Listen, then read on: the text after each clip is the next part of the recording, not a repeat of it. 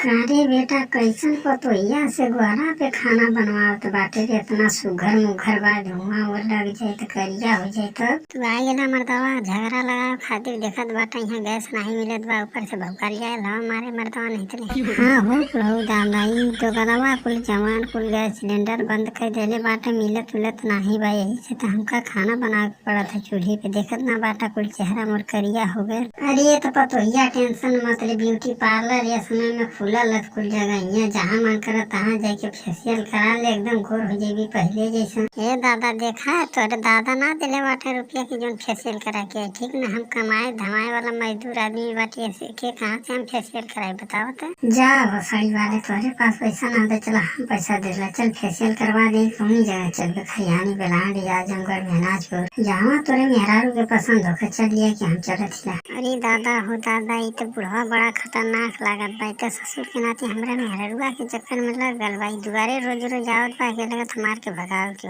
देखला दो कलो एक तू बाटा एक ही बाबा बाटा, देखा तो कितना अच्छा बाटा। हमारे के बाद फेशियल कराओ कहत बाटा कि चला तो के फेशियल करा। तू तो कलो कहीं ऐसे बतिए ना कर ले कि चल फेशियल करवा दे। जा छिना राय गेलू ना बाबा के चक्कर में, हमके पहले से पता रहती बाबा के चक्कर में आ गई। रोज रोज बाबा जब बैठत रहना तब हम समझ गए कि बस करा तो हम लोग दोनों जाने कुछ गड़बड़ है। हे बसड़िया आवाज पगला गई बाटे गाड़ी पतोहिया के बारे में काहे ऐसे उल्टा सीधा कहत बाटे।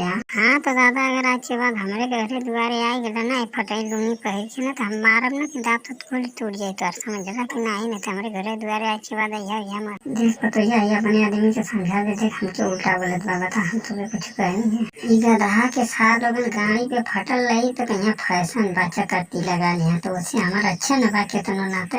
अरे दादा तू बहुत अच्छा बाटा, तोहरी जैसन के बा गौवा में, हमके तो बहुत तू अच्छा लगेला। लेकिन यह तो गलवा पता न कैसन आदमी है कि खाली दारू पी के आई गाड़ी भी मारी है कुल करेला। देख बेटा ये कुल मेहरारू के साथे नहीं करल चला, अच्छी बात नहीं बा।